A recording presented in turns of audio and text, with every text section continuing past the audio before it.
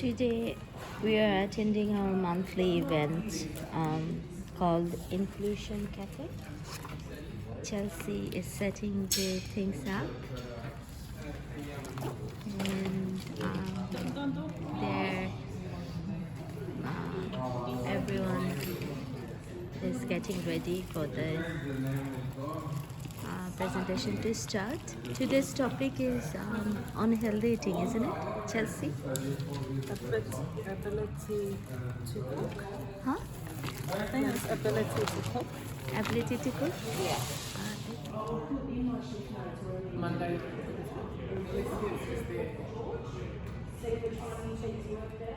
We're getting ready for our Inclusion Cafe. Evie is a speaker, right, today? Chelsea is getting order for the coffee. Peter is our tech guy.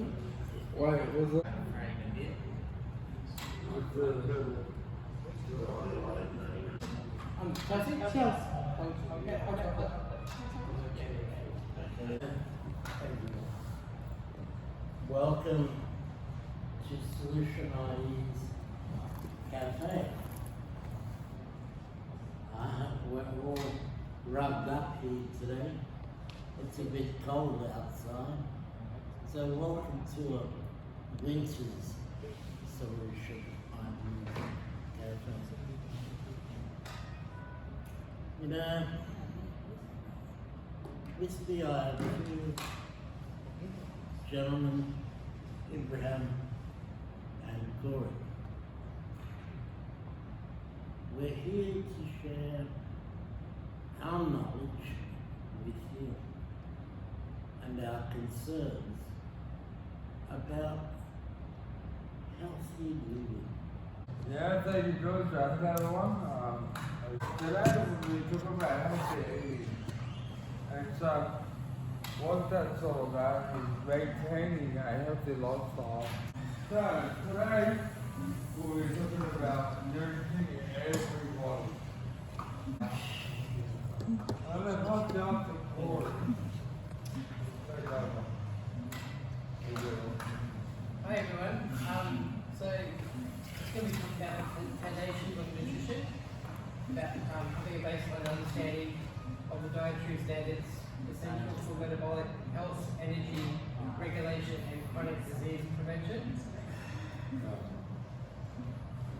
Healthy food is vital for maintaining a healthy body and mind. As most people know, it's quite easy with our Western culture to have access to fast food and to unhealthy food. But it's also quite accessible to get healthy food, which is very important. My mate for cracked his first egg. How good was that, Paul? Awesome. I thought it was. Because the Con, who has cerebral palsy, he had to focus his entire energy not just squishing it, but actually cracking it, so we can use it to eat. It's the most So these are some of the barriers. Being able to physically do. Sometimes people need more support and education about what they can and can't eat. For all of us who are type 2 diabetics, we're facing a really hard life because of the unsaturated fats that cause us to break down our system and to change the way we live by making us more tired, more easy prone to fatigue, which Corey and I both share chronic fatigue. So we really need to take a strong interest in what we are eating.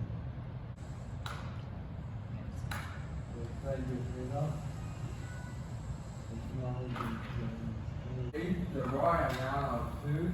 Health condition and disease to have. And it rapidly changes. It goes from day to day, week to week, month to month, year to year.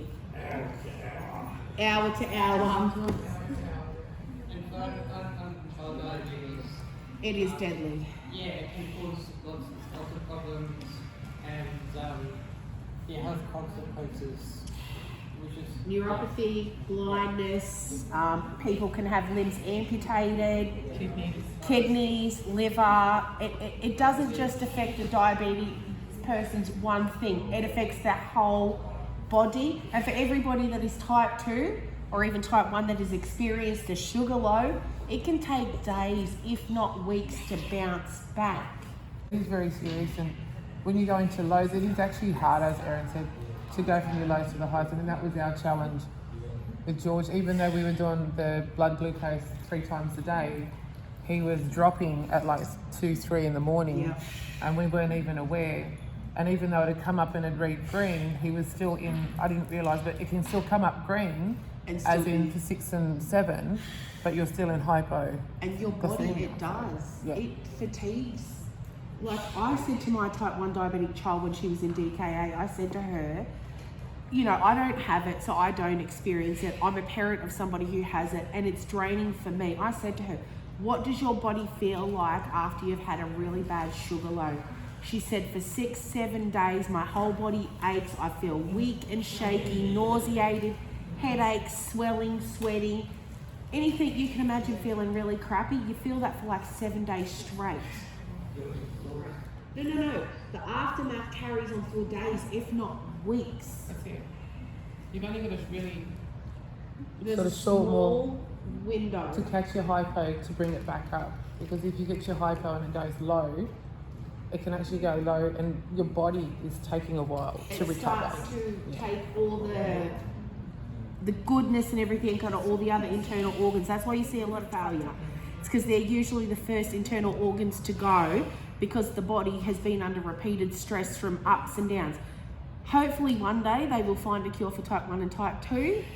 Unfortunately, it's a multi-billion-dollar industry, so I don't see them rushing it anytime soon. And so if you are on the NDIS, Yes. I don't really agree with those MP, but if you are prescribed it, you don't have to pay the full. You can get it on the scheme on subsidised. Like, yeah, because it's a huge amount of money. yeah. No.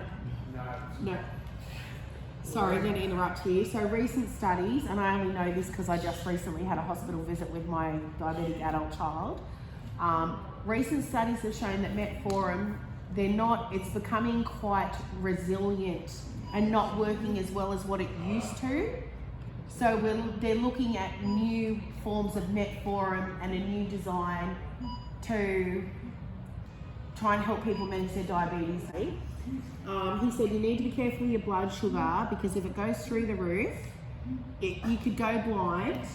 And then, so his grandma informed him about it, and she actually went blind, and now her auntie has to look after her for the rest of her life. So Kwong knows somebody who it's affected personally. Yeah, glaucoma. It would be great to have a session on what kind of induction training and essential training that workers should have when they retire. This is an autoimmune disease. The reason why you're finding a lot of support staff don't know what it is and they're not trained in it, because legally that leaves the door open for support staff to be sued, because when you're dealing with insulin, it's a controlled drug, it's prescription only. If the individual client or person, for example, Kwong was type 1 diabetes or type 2, if I was to go and meet and greet with him for potentially working with him, I would ask him, is there anything medically that I should know about that I need to familiarise with myself? So it's all about the wording. Again, if he decides not to disclose that to me, that's up to him. It's up to the individual, but you have to be careful when it comes to diabetes, especially insulin dependent, because it is very easy to overdose somebody on insulin, and the consequences can be dire straits.